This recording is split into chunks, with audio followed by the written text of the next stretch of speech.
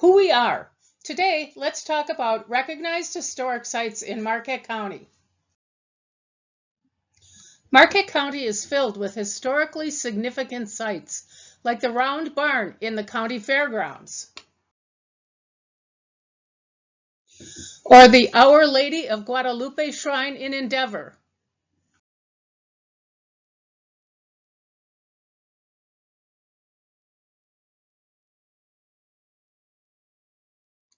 The National Register of Historic Places is the official list of the nation's historic places worthy of preservation that was authorized by the National Historic Preservation Act of 1966.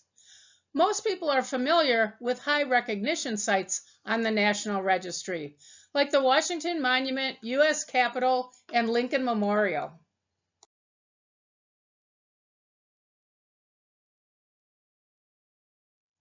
But there are National Historic Register sites in all 50 states, including Wisconsin, like the Capitol Building and Aztalan State Park Archaeological Site in Jefferson County.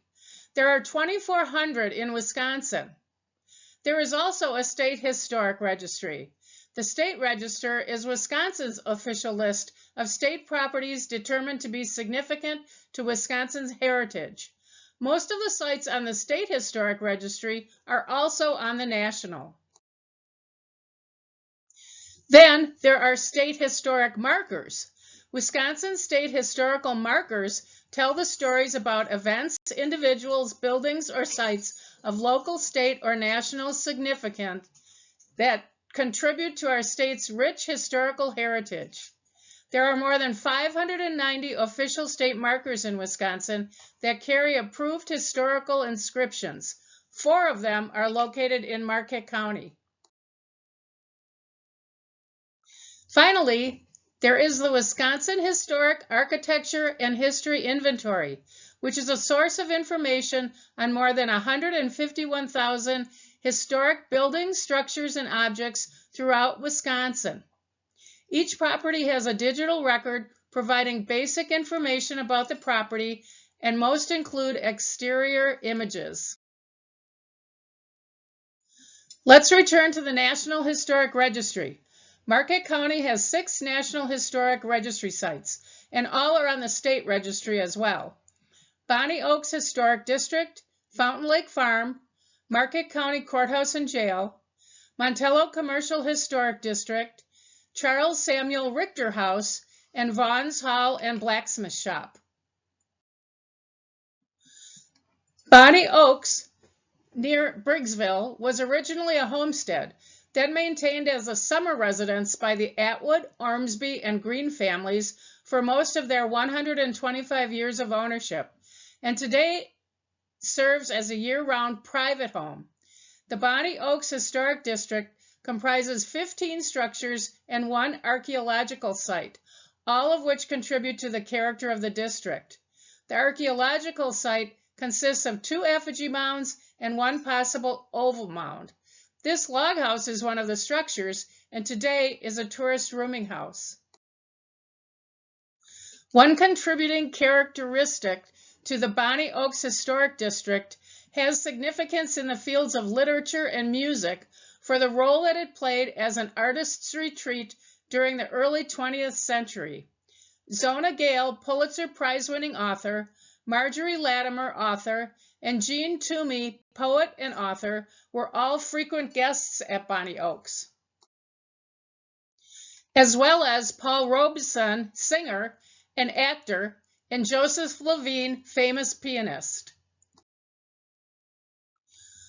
Author and New Yorker editor William Maxwell wrote several books while staying at Bonnie Oaks, including a children's book, The Heavenly Tenants, which is set in Briggsville.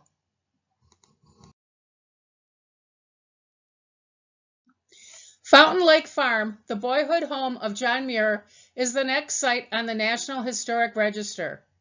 While the site of the family home of the Muirs is in private hands, the National Historic Site includes part of Muir Park, which was part of the original land purchase of Daniel Muir. The Marquette County Courthouse and Jail application for the National Registry designation reads in part, seeking to replace dilapidated, unsafe, and inadequate county buildings, the Marquette County Board decided in May of 1915 to build a new courthouse and jail for $50,000. When completed in October 1916, the new buildings had exceeded the original estimate by $20,000, and special bonds and tax increases were needed to finance their completion, but the results were generally applauded. In addition to the fine buildings, the county could also boast of the beautiful site secured from the Montello Granite Company, whose stone was used in the foundation and front columns. The National Historic Register also includes historic districts, like that of the Montello Commercial Downtown. A district listing includes the individual properties within that district. The individual properties are classified as either contributing or non-contributing to the historic status. It does not mean each building is on the historic register. Montello's Granite House on the historic register was built by Charles Samuel Richter, the president of the Montello Granite Company. The plans were drawn up in 1908, and construction lasted 3 years until it was completed in 1912. The house has thick walls with granite on the exterior and cinder block in the middle. The 2 round pillars around the front entrance are solid granite and required 6 months of mechanical polishing. The interior has hardwood floors, 54 leaded glass windows, stained glass windows above the bookcases on either side of the fireplace, and a curved open stairway in the foyer. The Clarence W. Truce family lived in and owned the home from 1947 until 1992. Today, it's still privately owned. The 1912 Vaughn's Hall and Blacksmith Shop was nominated for its local significance and architectural design. The building was completed by Ben Neck and Brothers in 1912 at one of those pivotal periods when technologies and cultural patterns are changing. Widespread use of new building technologies, the wider use of automobiles for transportation, the introduction of basketball as a sport, all contributed to its designation. It was a blacksmith shop downstairs and a community hall upstairs, and presently the home of the Montello Historic Preservation Society. In addition to the National Historic Registry sites, there are 998 properties in Marquette County listed in the Architecture and History Inventory of the Wisconsin State Historical Society. The Wisconsin Architecture and History Inventory is a source of information on more than 151,000 historic buildings, structures, and objects throughout Wisconsin. You can view these at the Wisconsin Historical Society website.